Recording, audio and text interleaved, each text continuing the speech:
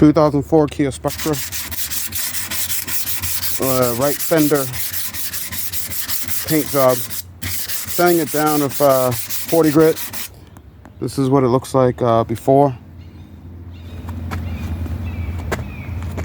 I'm basically gonna do half the panel, okay? Put clear coat on and some paint and call it a day. And so that's the intent here with this job. And we'll see how it goes. So I'll do a little bit of sanding. Well, I got some camera light.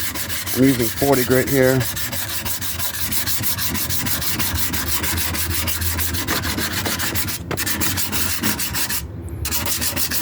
Get some of this rust off.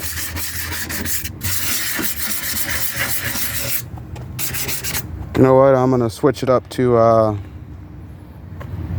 180 because I realize it's just oxidization, and I'm gonna spend all my day here trying to get out those 40 grit scratches. So I'm gonna switch it up to 180 and come back.